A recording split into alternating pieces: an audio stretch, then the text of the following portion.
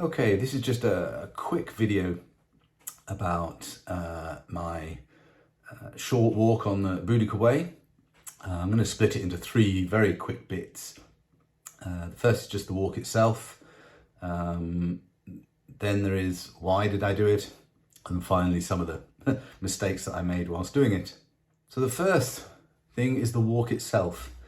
It goes from Norwich, it's in the east of England, it goes from Norwich and ends in Diss. So Norwich to Diss is sort of walking roughly from the northeast to the southwest in that sort of direction.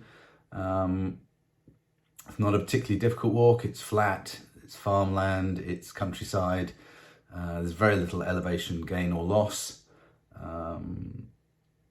You do walk down quite a few what are called quiet lanes. It's fairly well signposted. The actual signpost itself is a red disc.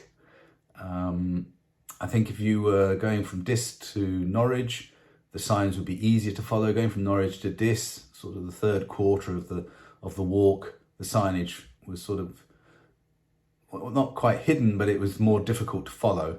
And I was making use of the Hiker app, a freebie version or a non-payable version, which was more than sufficient to get me in the right direction.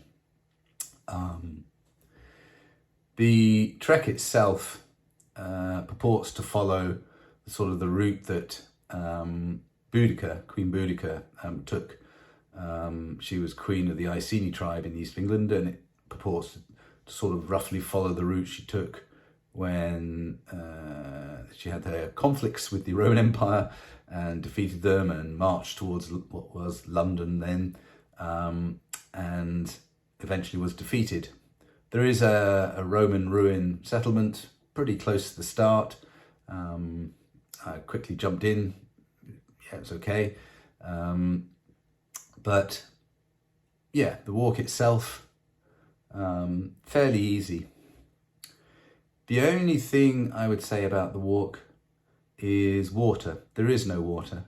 There are a lot of drainage ditches, certainly wouldn't take water out of those. There are a few small streams that you cross. Again, I probably wouldn't take water out of those. If you think that the ideal water to take is as close to the source, as high up as you can get, as fast as you can get in some mountain, this is right at the end of the stream, as it were, going through agricultural land with lots of chemicals. So unlikely to take any water out of that. So you have to make do with either buying water in village stores, or asking for water in pubs, or doing what I did a couple of times, which was finding water in some pavilions, sports pavilions in villages. Thankfully, one of them was open when I went there, so I was able to get water from those. I did spot a number of taps at farms, which probably would be okay, even unfiltered probably be okay.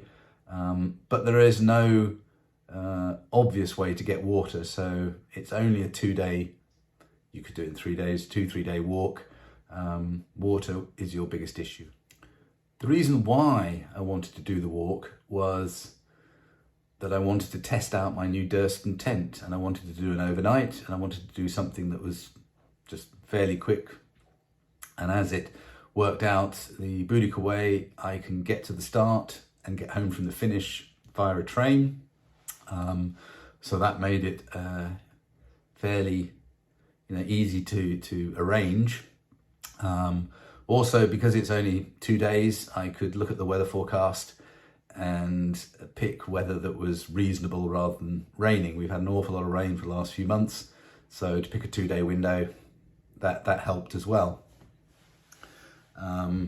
Catching the train start and finish, again, because you're walking, you're not really worried that the train is 5 minutes late or 10 minutes late. It doesn't really matter. You're just completing the journey. Okay, the third little section are some of my thoughts and sort of learning points from doing this 2-day trek. The first thing is, whilst I do have a list of things that I take with me, one of the things I forgot to take with me was a ground sheet. Now, as it transpired, I had not a bad tent spot for the evening, but I didn't take a ground sheet with me, which probably should take every single time. Probably the biggest thing which did impact the videos is I did take cables, charging cables with me, but when I actually got to the campsite, or got to my camp spot in the evening, I realized that the cable that I had was actually the cable to charge my power pack, not the cable to charge my mobile from the power pack, so I couldn't actually charge anything. So I just turned my mobile off and didn't really turn it on until 6, 7 the following morning. And then I had a stop in a pub for about half an hour to charge my phone. And what I did was I asked in the pub, did anyone have a charger for an iPhone? And in fact, the pub had accommodation, and they had a lost property box which had loads of charging cables in it, so that was quite good. So I gave a little bit of money to their charity box and used their charger. Probably the biggest mistake that I made was not reading up about water. There's very little information about Boudicca Way, Boudicca Trail, but what was very clear is there was no water, and I should have taken more bottles with me. In the end, I did carry 2 litres for about three hours when I stopped at the pavilion to fill up. But yes, water is a big issue on the trail. So what did I learn about overall? It's important on every trek to make sure you've thought about what equipment you're going to take. Nothing was particularly vital. It's a bit annoying not to have your mobile phone at night and can't look at anything, and it gets dark at 6:30 and you've got to wait until 6 the following morning. But water is the biggest learning point to take away from this, in that it is important. And obviously a 2-day walk, you might be a bit dry, and it probably isn't too bad for you, but on a much longer trek, it's an important factor. Smash that like button. Woo! Like and subscribe.